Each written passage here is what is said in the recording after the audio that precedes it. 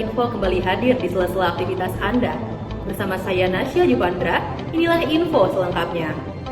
Pemirsa, sebuah dugaan praktik transfer pricing kembali mencuat. PT Samudra Niaga Indonesia, anak perusahaan dari grup multinasional berbasis di Belanda, dilaporkan oleh Direktorat Jenderal Pajak karena memindahkan laba ke luar negeri secara tidak wajar. Melalui transaksi dengan afiliasinya, perusahaan ini diduga telah menyusun harga jual dan beli internal secara tidak wajar untuk menghindari beban pajak di Indonesia.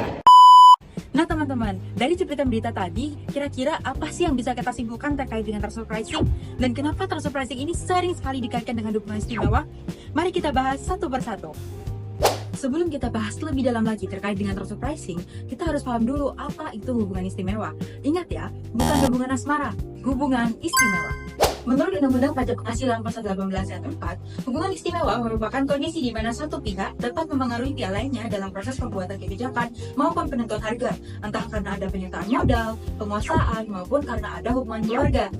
Apa aja sih sebenarnya faktor-faktor yang dapat memengaruhi atau menimbulkan adanya hubungan istimewa ini? Jadi ada 3 faktor utama yang dapat menimbulkan hubungan istimewa. Mari kita pelajari masing-masing dari faktor tersebut di video berikutnya. Jadi yang pertama itu ilustrasi terkait penyertaan modal. Nah, anggap saja ada PTA, PTB, dan PTC.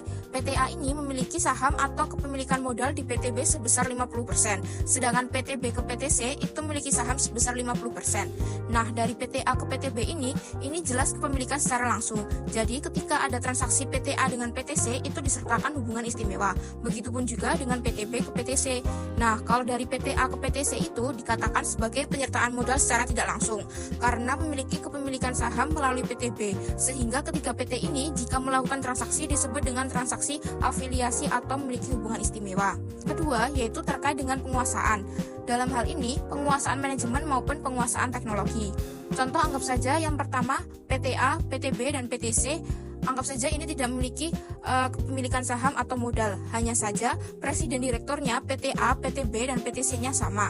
Misalkan Tuan Agus. Tuan Agus menjabat sebagai presiden direktur di PTA, di PTB, dan PTC. Meskipun antara PTA, PTB, dan PTC ini tidak memiliki kepemilikan saham yang sama, tapi dikuasai oleh satu orang yang sama, yaitu Tuan Agus. Sehingga ketika ada transaksi PTA, PTB, dan PTC itu bisa dikatakan hubungan istimewa karena penguasaan manajemen seperti itu. Terakhir, itu ilustrasi hubungan keluarga. Nah, simpelnya adalah kita sebagai wajib pajak memiliki hubungan satu garis lurus ke atas atau vertikal, yaitu kepada orang tua, ayah atau ibu, maupun yang ke bawah kepada anak. Kalau yang satu garis ke samping itu kepada mertua, kepada istri atau suami, dan kepada anak tiri. Dari ketiga faktor tadi, terlihat jelas bahwa hubungan istimewa menciptakan potensi pengaruh satu pihak terhadap pihak lainnya.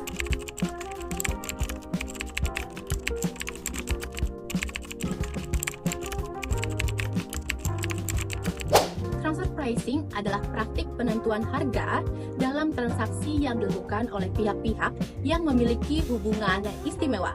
Biasanya terjadi antar entitas dalam satu grup usaha, misalnya anak perusahaan dengan induknya di negara yang berbeda. Jika harga ditentukan secara tidak wajar, misalnya dibuat rendah di negara yang memiliki pajak yang tinggi, atau sebaliknya dibuat tinggi di negara yang pajaknya rendah, tentu negara akan kehilangan potensi pajaknya. Nah, ini disebut sebagai penghindaran pajak dan tentu akan merugikan penerimaan negara. Nah, untuk menghindari dua hal tersebut, Direktorat Jenderal Pajak akan melakukan pemeriksaan pada perusahaan-perusahaan yang memiliki hubungan istimewa serta terindikasi melakukan transfer pricing tanpa menerapkan prinsip kewajaran dan kelaziman atau yang kita kenal dengan arm's length principle. Arm's length principle merupakan prinsip yang memastikan bahwa harga yang digunakan dalam transaksi yang terjadi di antara pihak dengan relasi itu sama atau setara dengan harga yang terjadi apabila transaksi tersebut berlaku atau dilakukan dengan pihak yang eksternal atau pihak yang independen. Nah, prinsip ini memastikan adanya kewajaran harga dan juga memastikan tidak ada hal yang tidak diinginkan terjadi pada prinsip atau sistem perpajakan dalam suatu negara. Oleh karena itu, pemeriksaan hubungan istimewa maupun kewajaran dari harga sangat harus dilakukan oleh otoritas perpajakan di Indonesia terhadap praktik-praktik transfer pricing yang mungkin terjadi. Nah, sebagai dasar pelaksanaan pemeriksaan transfer pricing, pemerintah membentuk Peraturan Jenderal Pajak Nomor PER/22/PJ/2013 dan juga PMK Nomor 213 Tahun 2016 tentang kewajiban dokumentasi transfer pricing. Yuk kita lihat di ilustrasi selanjutnya mengenai dokumentasi transfer pricing. Transfer pricing documentation atau dokumentasi penentuan harga transfer yang terdiri dari master file, local file, dan CBCR merupakan hal penting untuk mendokumentasikan bahwa setiap transaksi dengan pihak afiliasi dalam grup usaha telah memenuhi arm's length principle. Otoritas pajak di negara yang tergabung dalam organisasi G20 dan OECD telah memberlakukan ketentuan mengenai dokumentasi penentuan harga transfer dan memastikan bahwa perusahaan di negaranya telah memenuhi ketentuan tentang kewajiban penyelenggaraan dokumentasi penentuan harga transfer tersebut.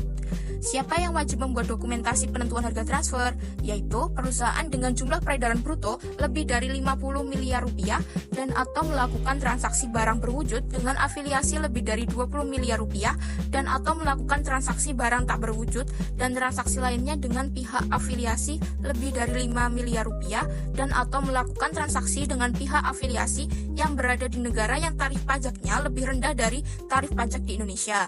Maka perusahaan tersebut diwajibkan untuk menyediakan dokumentasi induk atau master file dan dokumen lokal atau local file. Sementara itu, perusahaan yang diwajibkan untuk menyelenggarakan laporan per negara atau CBCR adalah entitas utama dari sebuah grup usaha di Indonesia dengan peredaran bruto konsolidasi senilai 11 triliun rupiah atau lebih, atau anggota grup usaha yang berada di Indonesia di mana induk usahanya berada di luar negeri dan tidak ada kewajiban CBCR di negara tersebut. Faktanya, menyiapkan dokumentasi penentuan harga transfer melalui master file hingga CBCR setiap tahun adalah proses yang rumit dan terus ditangani dengan tepat dan teliti. Nah teman-teman, semoga dengan adanya video ini dapat menambah pengetahuan teman-teman mengenai hubungan istimewa, transfer pricing, serta prinsip dan juga aturan yang mendasarinya. Thanks for watching guys. Bye-bye! Mas mau kopi satu ya? Iya kak, yang apa kak? Yang Americano aja? 10.000 kak? 2.000. Berarti Iya kak.